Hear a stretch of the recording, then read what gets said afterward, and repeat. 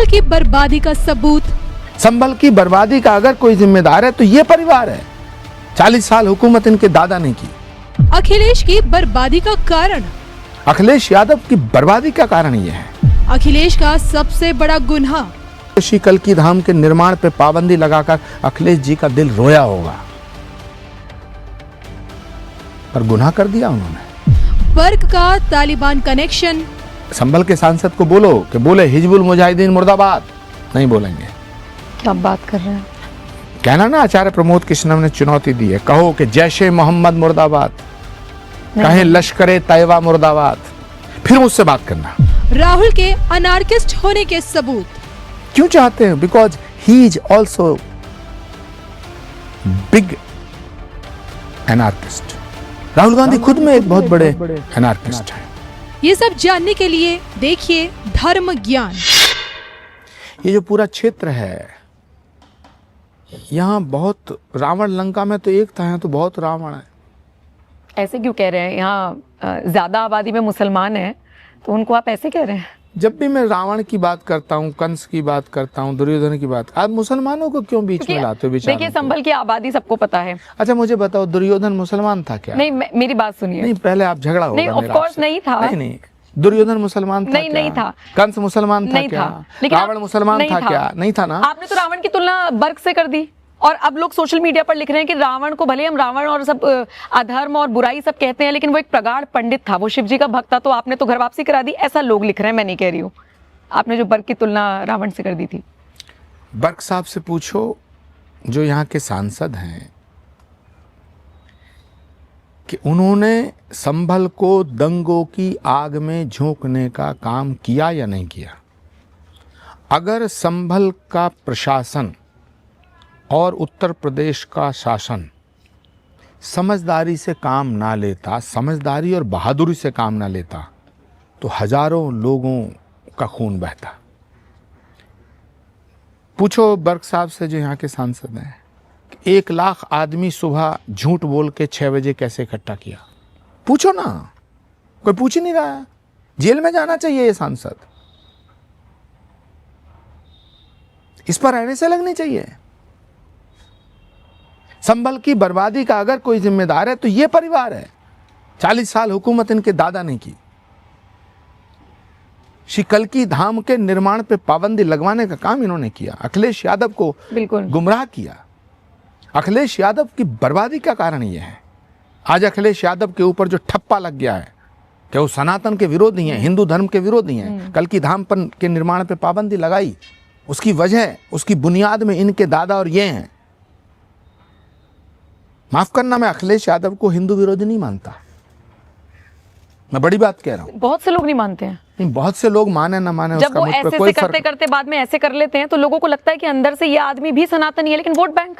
अखिलेश यादव को मैं हिंदू विरोधी नहीं मानता, अखिलेश यादव को सनातन विरोधी नहीं मानता। अब मुझे पूरा यकीन है कि श्री कल्की धाम के निर्माण पे पाबंदी लगाकर अखिलेश जी का दिल रोया होगा,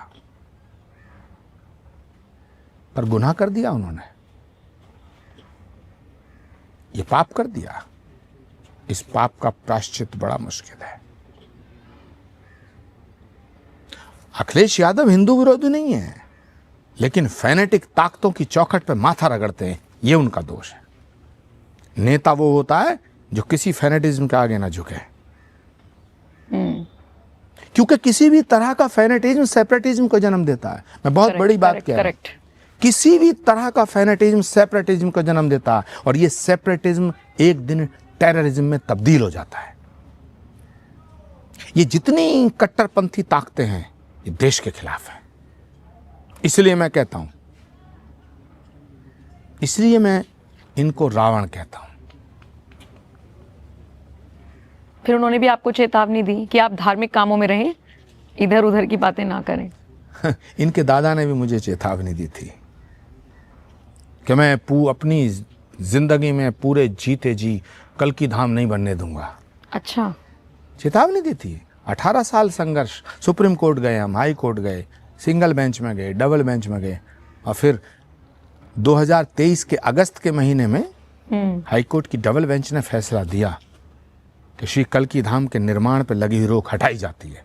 इसके पीछे का तब तर्क क्या डॉक्टर, था? तब इनके दादा जिंदा थे और इसके भगवान ने दिखाया उनके जीते जी कल की धाम बन रहा है। नहीं 17 या 16 में जब भी रोक लगाई गई थी डीएम द्वारा, उस वक्त जब अखिलेश राज था, तो तर्क क्या दिया गया था कि सांप्रदायिक तनाव बढ़ेगा अगर कल की धाम बनता है तो?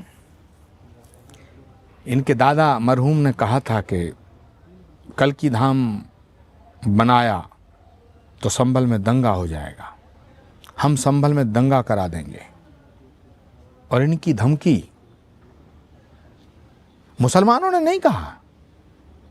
कल की धाम के निर्माण पर रोक लगे, ये मुसलमान, आम मुसलमान नहीं चाहता था, लेकिन क्योंकि ये फैनेटिज्म के अलमबरदार हैं, ये तालिबानी हैं, तालिबानियों से इनकी रिश्तेदारी है, ऑन रिकॉर्ड बोल रहा हूं।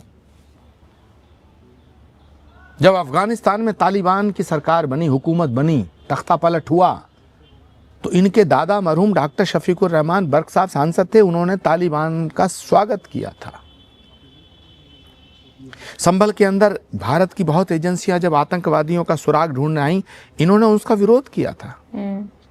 ये आतंकवादियों को पनाह देने की सिफारिश करते हैं, ये आतंकवाद के साथ खड़े हैं। ये हिजबुल मुजाहिदीन, संभल के सांसद को बोलो कि बोले हिजबुल मुजाहिदीन मुर्दाबाद, नहीं बोलेंगे। क्या बात कर रहे हैं? कहना ना, आचार्य प्रमोद कृष्णम ने चुनौती दी है, कहो कि जैशे मोहम्मद मुर्दाबाद, कहें लश्करे तैयबा मुर्दाबाद, फिर मुझसे बात करना। मैं खुली चुनौती दे रहा हूं। नहीं बोलेंगे क्योंकि आप कह रहे हैं संबंध है, और अगर ये बात सच है तो फिर सरकार नहीं देखती ये सब चीजें? हमारे देश में या हमारे प्रदेश में बैठे हुए लोगों के कनेक्शन कहां कहां हैं? सरकार को मालूम तो है, लेकिन मुझे लग रहा सरकार अभी घड़ा भरने की प्रतीक्षा कर रही है। पाप का घड़ा भरेगा, भर रहा है धीरे धीरे, प्रतीक्षा कर रही है। सरकार को मालूम नहीं है ऐसा तो नहीं हो सकता, लेकिन इन पर कार्रवाई नहीं हो रही है। और इस तरह के जो भी लोग देश में हैं, वो कैसे कपड़े पहनते हैं, लैंग्वेज कैसी बोलते हैं, पूजा करते हैं नहीं करते हैं, मस्जिद जाते हैं, मंदिर जाते हैं, मुझे इससे कोई मतलब नहीं है।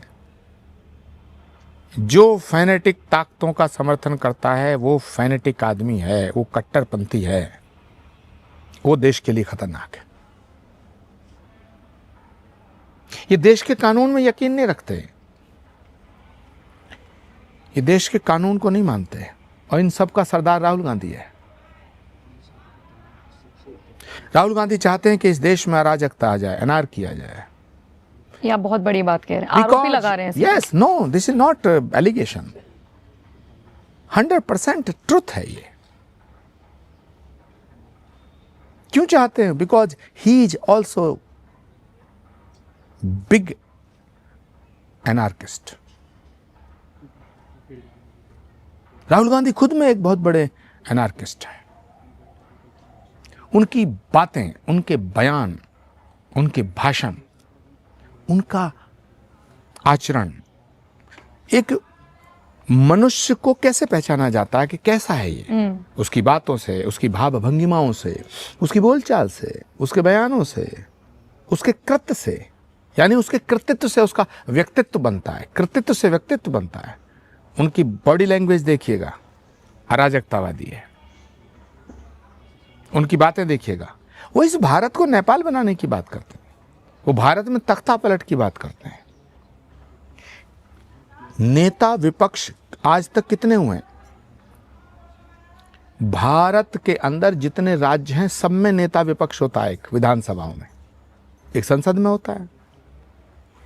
भारत की आज़ादी के बाद आज से पहले के जितने नेता प्रतिपक्ष हुए हैं, चाहे वो आडवाणी जी रहे हों, चाहे वो और कोई रहा हो, चाहे वो विपक्ष के बड़े बड़े नेता रहे हों,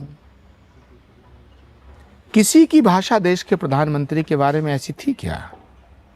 राहुल गांधी बोलते हैं कि सड़कों पे आओ, मोदी भाग जाएगा। मोदी का हशर वो होगा जो हिटलर का हुआ, मोदी तेरी कब्र खुदेगी, भारत तेरे टुकड़े होंगे।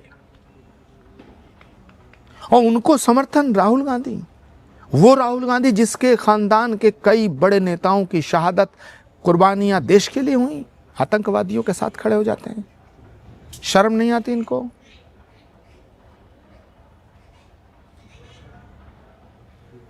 पंडित जवाहरलाल नेहरू का वंशज राम मंदिर का विरोध करेगा, राम मंदिर के निमंत्रण को ठुकराएंगे